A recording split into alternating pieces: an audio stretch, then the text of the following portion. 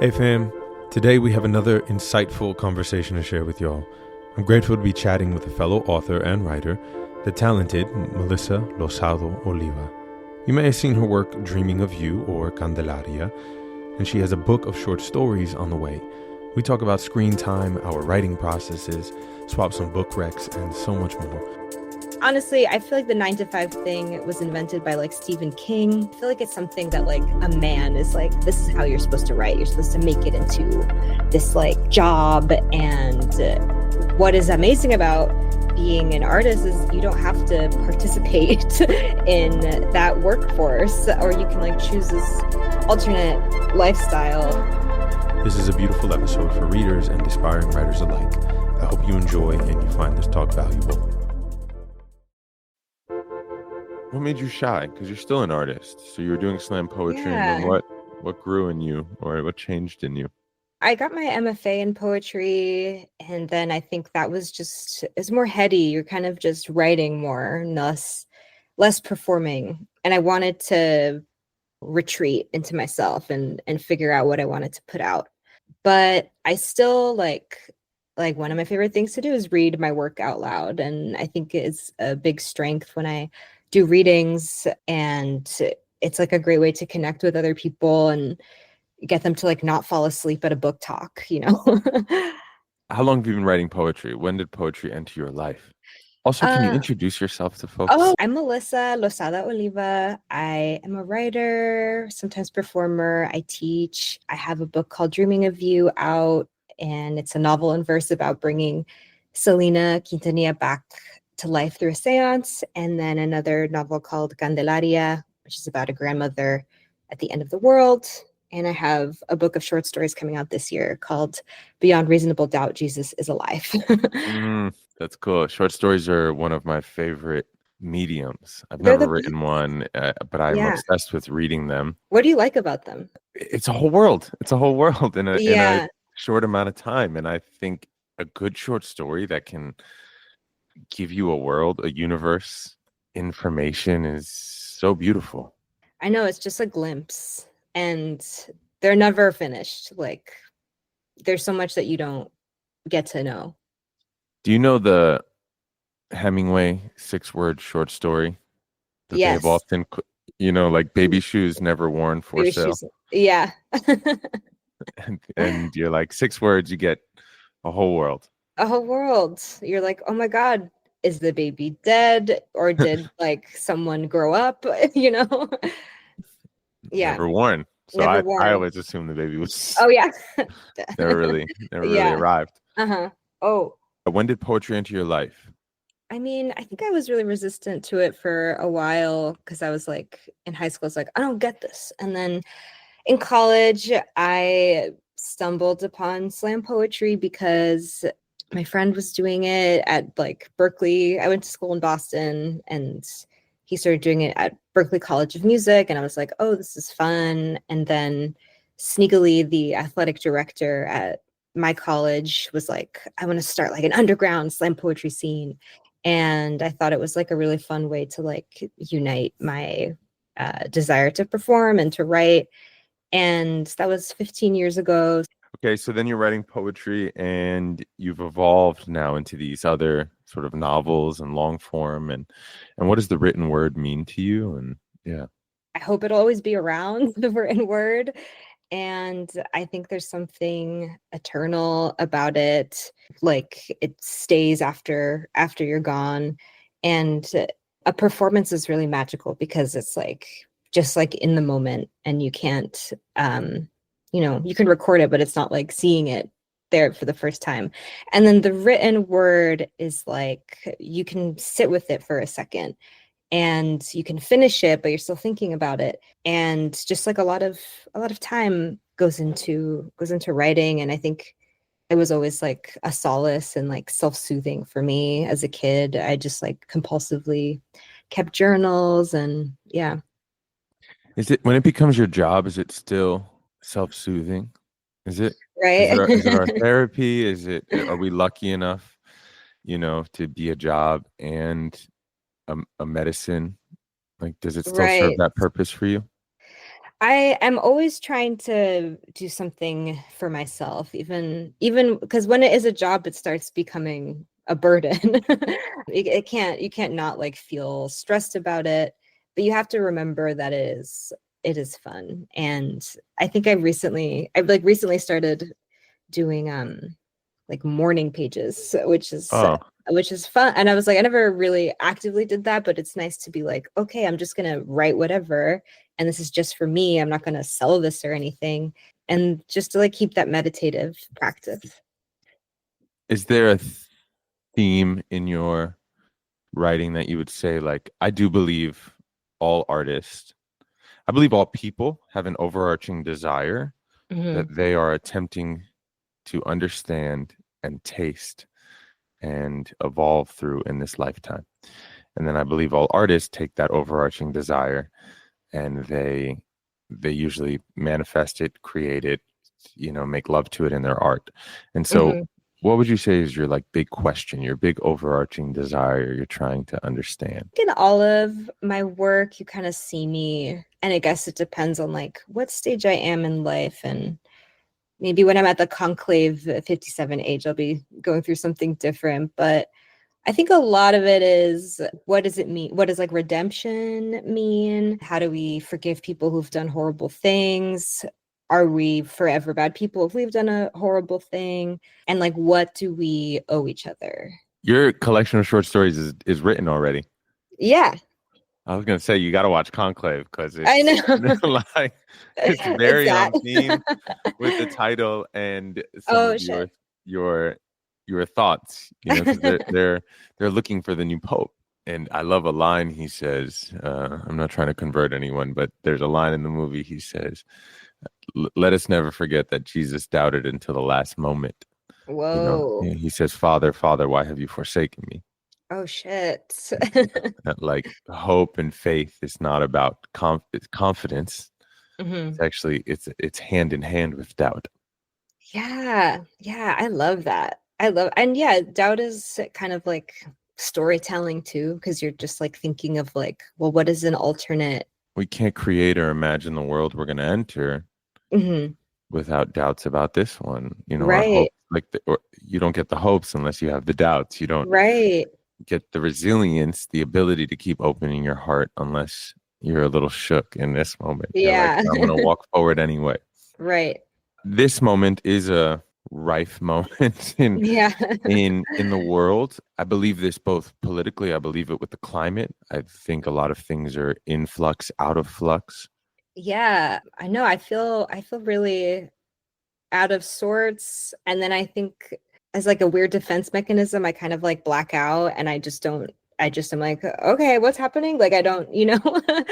And then what I realize is what I've been turning to is writing things that are like moving towards like an uncertain feeling. And in the last like 7 years, I've written more towards like the horror spectral fiction space because I think it's like psychologically that's how I'm like making sense of the world. And so yeah, I think sometimes in like culturally this looks like magical realism or something like that, which I think historically has been used to like understand things that are just like true for certain Latin American people, and came from a tradition of like Black and indigenous storytellers, or not necessarily storytellers, just like grandmas, people who were just like saying these things as fact. And like if you like look like objectively, it is kind of this way of like understanding trauma. When there is this like big traumatic event, you're not going to say like, oh, someone was raped and murdered. You're going to say she floated into the air and was never seen again, Hmm. like in 100 Years of Solitude. So anyway, I've kind of been messing with that a little bit because I feel like it just makes sense, and then like pushing against like what's expected of like a Latin American writer with magical realism, when really I'm kind of like I want to go into like a more undefinable space, a more unsettling space, because I feel like I'm like in limbo in an unsettling space. I can't really make sense of what's going on, so I want to like honor that. Horror is very popular. Yeah. Why? I think we want to feel something. I think Mariana Enriquez is this Argentine writer. She came of age during like living under a dictatorship. And so that really influences her work. She writes horror so people remember the horrors that they've gotten used to. That is the reason I write horror. I think it's a reason people are drawn towards it, where they're like, I want to feel less numb to the world. I want to remember that I'm alive, that I have something to be scared for. I gotta have something to be scared for. Yeah. I was talking to an artist recently, a director, and we were chatting about apocalypse and also our love of apocalypse. We've always had an apocalypse story, and Mm-hmm. and what's on the opposite side of the apocalypse. It's always like what's leading up or what's on the opposite side of the apocalypse. And Yeah. this director was interested in, what if we had an apocalyptic story where on the opposite side it was all disabled bodies who survived. Mm-hmm. You know, that like apocalypse gives us an opportunity to show the many things we have survived and will survive, because we've always faced crisis Right. and we've somehow always come through. Mm-hmm. We don't need to put better or worse on it. Like we do come through Right. crises. Yeah. And I believe many humans in the world are feeling like it's sort of ramping up, It's coming. Yeah. the crisisy. Right. And I wonder if it's about that as well, like horror, even some action movie where, like, I don't know, Tom Cruise has to save us from like the guy who's trying to destroy the world, you know, or apocalypse stuff. Is it really just about what happens on the other side? Like, can we make it to the other side, Mm, and who makes it to the other side? right. I know. Like, is it? Because it's like, well, then what happens then? Like, you have to rebuild a society. You have to sort the food. Everyone has been reading like Octavia Butler and mentioning her because of her book Parable of the Sower, which seemed to predict The the fires. the fires and Trump somehow. Oh, I And didn't know that. It's got like Trump stuff in there. yeah, there's a president whose slogan is "Make America Great Again." Stop. Yeah. I did not know this. Yeah, she just was Wow. looking at the patterns. And but the book is about how God is change, and so the only thing you can rely on is change. Also, they're like rebuilding a society and trying to figure out how to make it work. So I think like a good exercise for everyone is to think, well, what does a new world look like, instead of what can I keep of this crumbling one? Or how am I not just going to survive this one, as you were saying, but like live better in the next one? God is changed. That's what you said Yeah. in that book. Hmm. God is changed. You should read Yeah. it. What's it called? Parable of the Sower. Sour. Yeah. Parable of the Sower or the Sour. Mhm. I'm familiar with Octavia Butler, but it's not my go-to to run to sort of that genre. But I For know sure. because that's where I live, and Yeah. Altadena, Yeah. that's where she was born and raised, and it's so wild Mhm. in that I bookstore, know. and such a trip when I prophetic things know. happen, which I I believe know. artists are. I believe all humans have an ability to be prophetic if they get out of their own way. Yeah, totally. I think Like so. if you receive the obvious information that's here, and like you said, the patterns, like she was studying the Yeah. patterns, Mhm. and that's something I believe in too, is a circular nature. Mhm. Like you always have your golden ages, and then you always have your dark ages. You know, you always have your age of invention. Yeah. You always have these sort of artistic ages. These Mhm. have these have happened since the dawn of time, since agriculture, really. Yeah. Um, Yeah. and and so you wonder what circular age We're heading. we're Yeah. entering, we're in. Right. What is your writing process? Like, are you a 9 to 5? Or are you like, I wake up, I make my coffee, and I sit at the table? Are you a get inspired type person? Are you Yeah. don't talk to me? What's your process? I'm realizing I'm kind of a don't talk to me, because I get really irritated where I'm like, I'm in the middle of something, you know. I also realized that I'm not a 9 to 5 writer. And I think that was honestly, I feel like the 9 to 5 thing was invented by like Stephen King. who love him but was trying to deal with his alcoholism. So he was like, what else can I do? I'm gonna write for 8 hours straight. Also, it's like, I feel like it's something that like a man is like, this is how you're supposed to write. You're supposed to make it into this like job. And what is amazing about being an artist is you don't have to participate in that workforce, or you can like choose this alternate lifestyle. So I think, okay, I feel bad I said that about Stephen King. It's okay. But yeah, He will forgive you. yeah. I just think it's not a healthy way to think about writing, because at most you're only going to get 4 pages out of, like, a good day you get 4 pages, like 1,200 words if you're writing fiction. So I think like, okay, this is what I do. I wake up, I go for a walk, I read, I write in my journal, and then I'm like, okay, it's like a way of like emptying my head. And I have to eat a full meal because otherwise I'll feel like dizzy and I can't do anything. After that, I make a coffee, and then I'll write for like 2 hours. And honestly, a lot of writing is like spacing out and, feeling like shit. You know this. And I also really value, I want this year to be my year of like boredom, where I'm not trying to find like stimulus from anything. And like I am going to, but it is like, when I was a kid, I didn't have all this bullshit. Like I was so bored and I had nothing to do. My mom was very strict, so I just wrote. And so much comes out of spacing out, so much comes out of having nothing to do. So I want to say that boredom is a really important part of my writing practice. This is a mission I will get on board with. Mhm. I will join you on this. Yes. On this call to boredom. Yeah. And this request to accept it. Mm-hmm. Everyone listening knows I have this real love-hate battle with the phone and Yeah.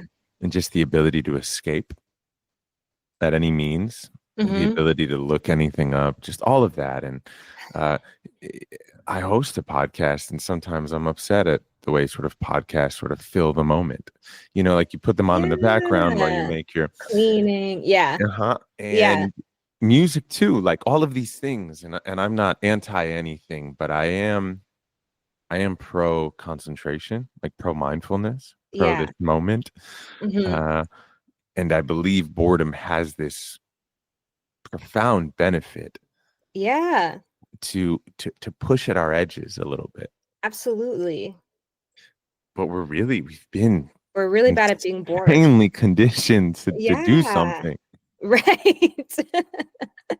Yeah, it's really frustrating. It's really hard to just do nothing, because you're like, wait, does that just really mean sitting and doing nothing? I can't imagine, or I have to be walking, doing something. I think, okay, something that's really helped me is this app called Opal. Oh, it's fantastic. Are you on it? Okay. Yo, one of my like I have this Dharma group, and one of our fellows put us onto it, and wow. It helps so much. Wow. And really great. I literally, like, I pay for it. I pay like, you do the paid one.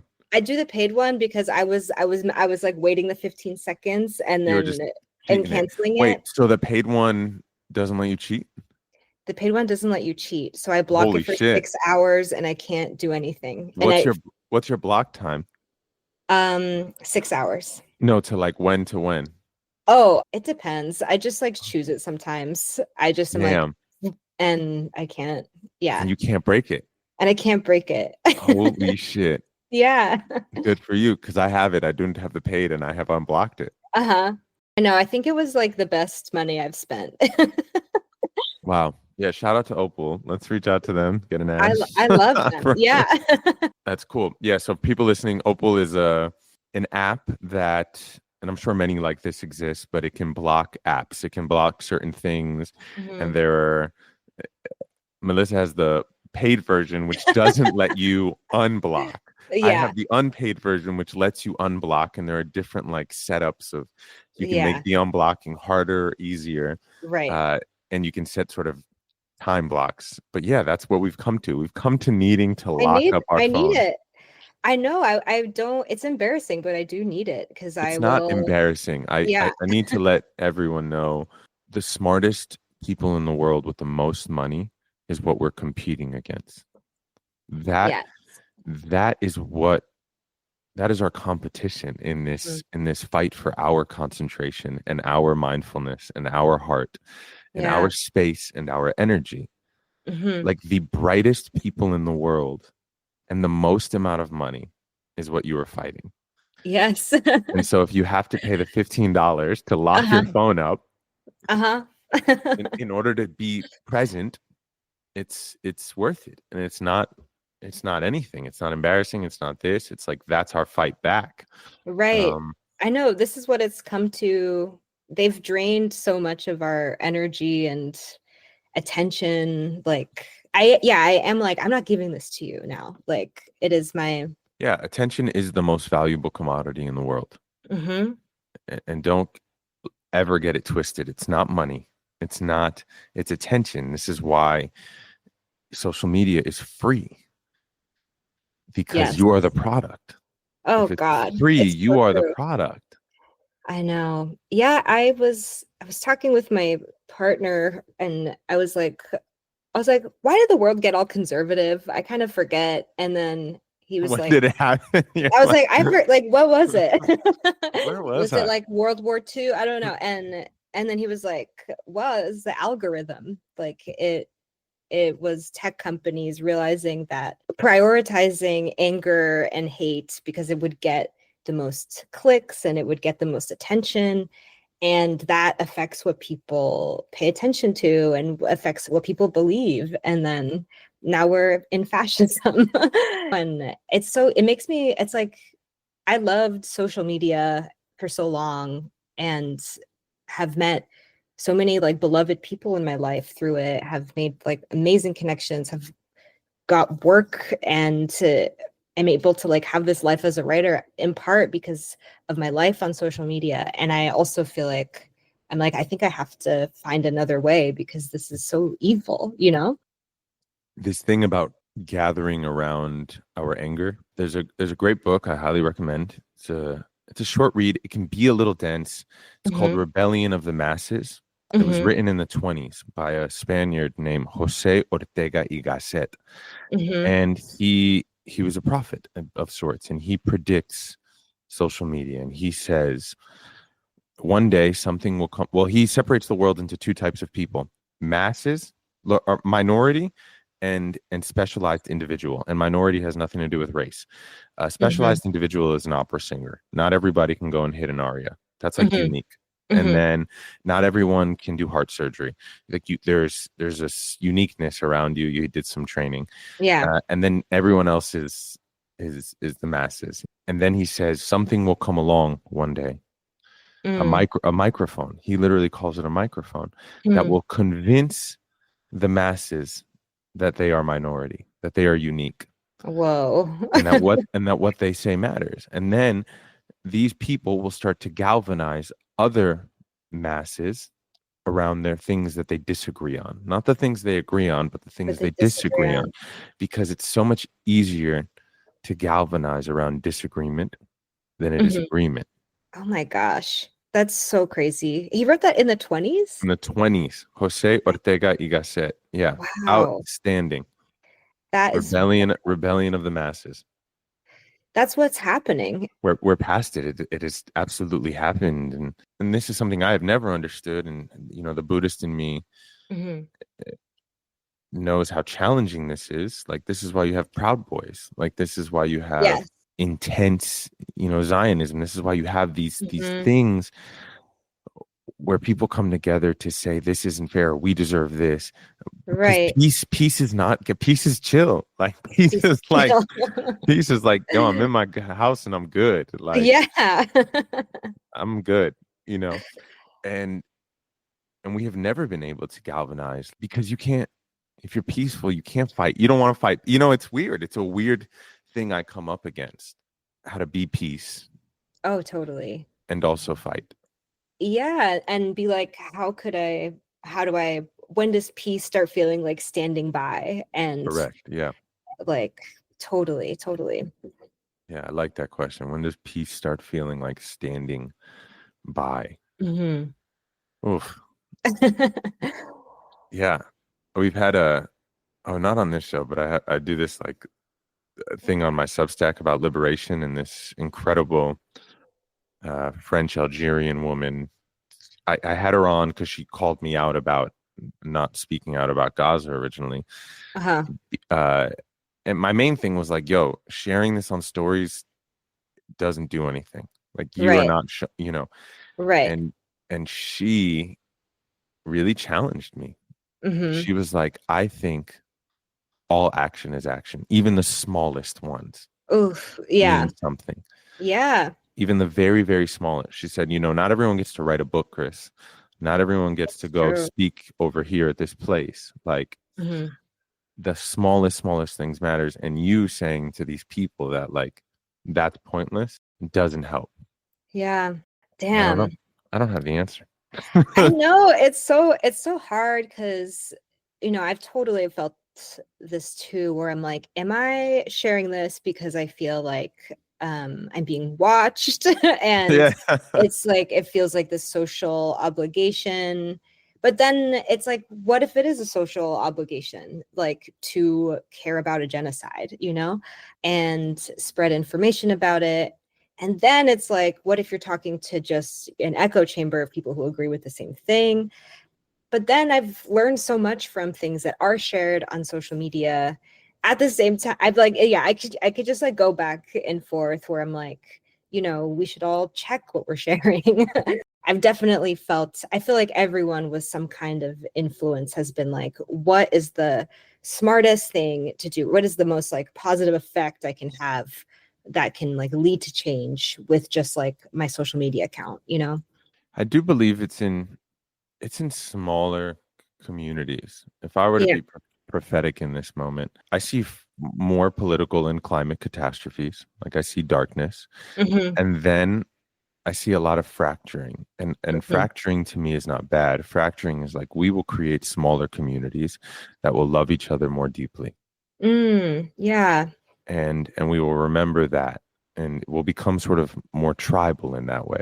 Yeah. Because we live under this myth. There's this great artist, David Wojnarowski, died a long time ago. Hmm. Died as a young man of AIDS, and he said, America is constantly trying to sell you the illusion of a one tribe nation. It's not a one tribe nation. It never It's has been. And I think what you're actually seeing with the Proud Boys, with these different fractions, or they're taking advantage of saying we're not one tribe. We're many little tribes. And so other people are going to start to pick up on this. The joke is like it's going to be a bunch of little communes everywhere, but also kind of maybe like Yeah, that's kind maybe of how we it used to be. and maybe we just we need to learn how to care in that way about each other in our communities. I totally agree. I totally agree. I think we're not supposed to know this many people. Oh, interesting. And I think it affects us in a way we don't understand to have so much access to people's lives. You're so right about like the small, this just like we there's a way for us to just like not necessarily just like, I'm only going to talk to my 5 friends, but get involved in local politics or see what's going on in the building you live in. Do the tenants that you live with have a union, that kind of thing? America's too big. It's too big. I like this idea. We're not supposed to know this many people, Yeah. and we're definitely not supposed to be watching them Yeah. and watching their lives unfold. And Right. really, a less is more, which is what I'm trying to do as a writer and as an artist, and in my life, and with Mhm. Opal.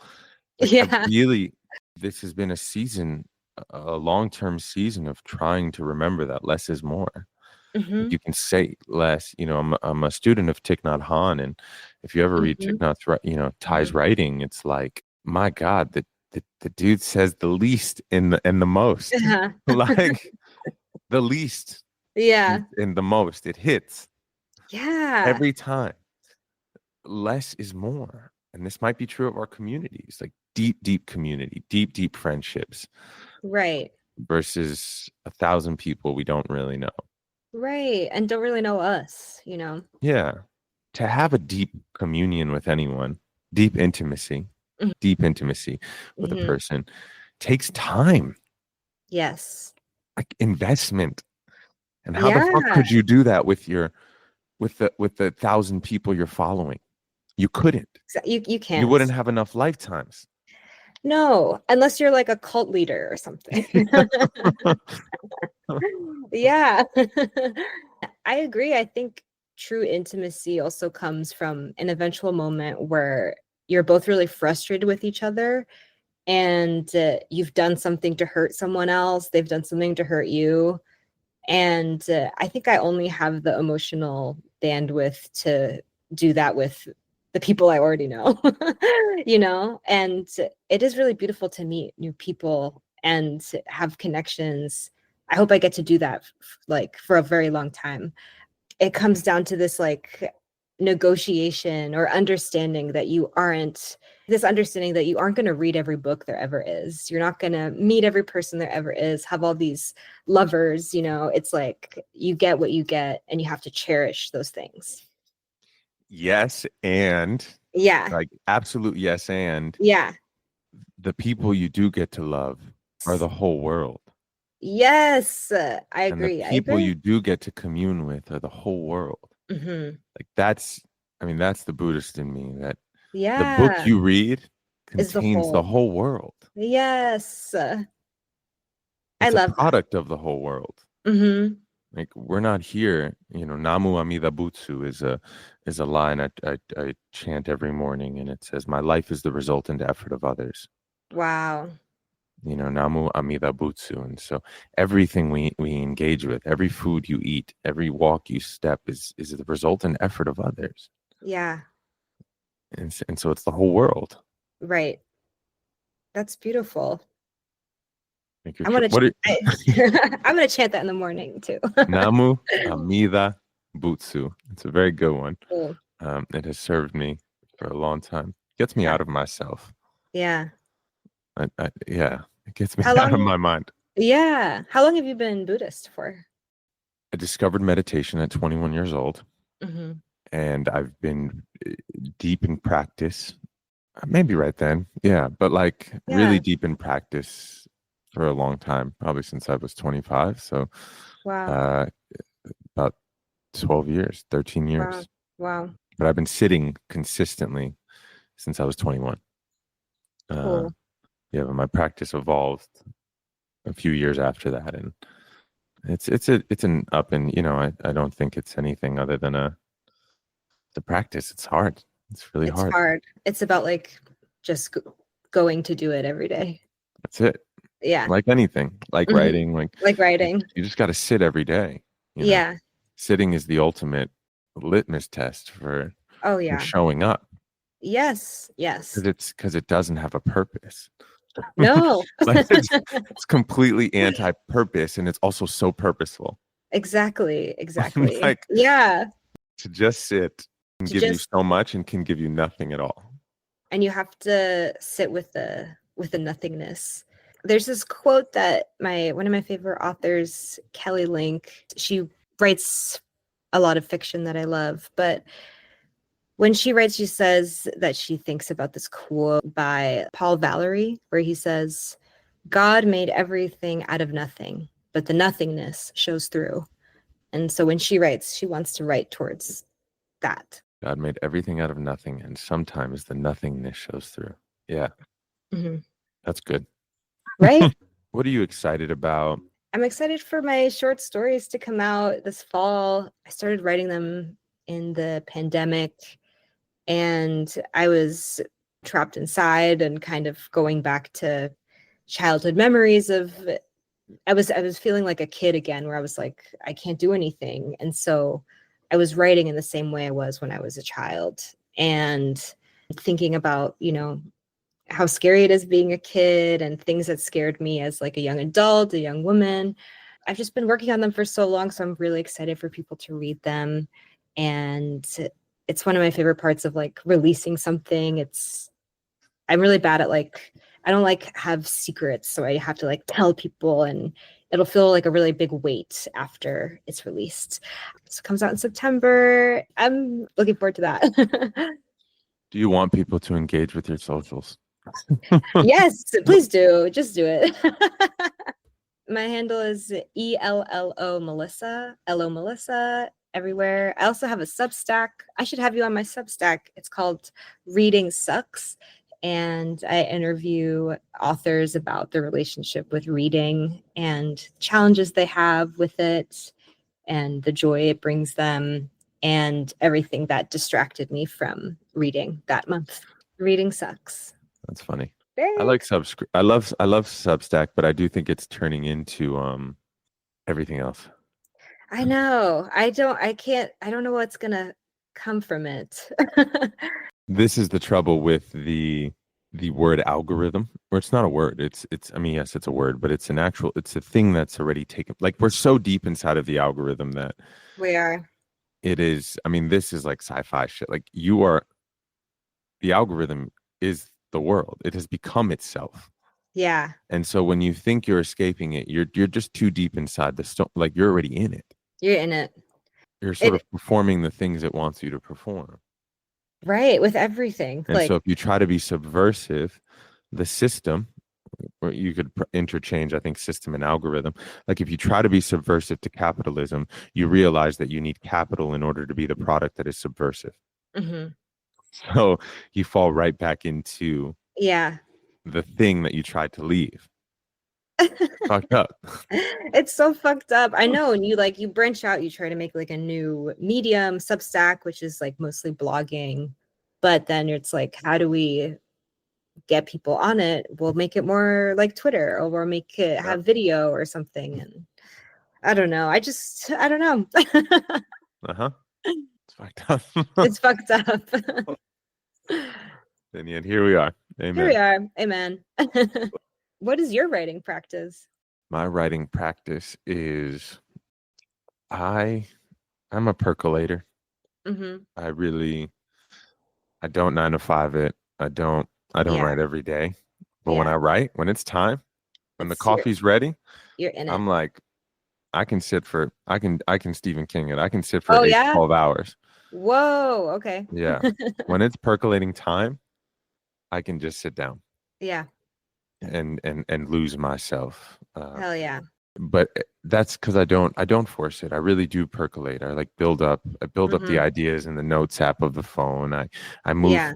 I believe in asking, like any artist, if you want to work on something, put it towards the front of your mind. And I promise you, the world will feed it to you over and over. You'll see it in quotes. You'll see it in people. You'll see it at coffee shops. You'll see it on dates. You'll see it like endlessly, the thing you're looking for. But at some point, you have to close the valve and start putting the pieces together. Yes. You're collecting. Yeah, I'm a collector. Yeah. And then the real work is putting the puzzle together. Right. I found all the pieces. I got them all out on the board. Mm-hmm. Now I got to somehow make them look pretty. Yeah, totally.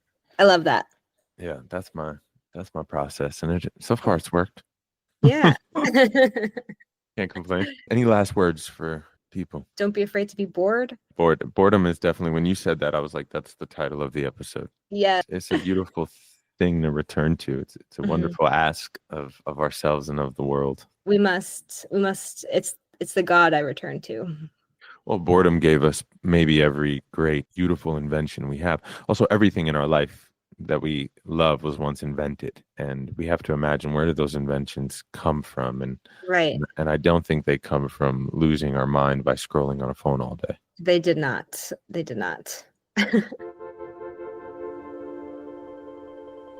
That is our time. I will see you next week. Much love and many blessings.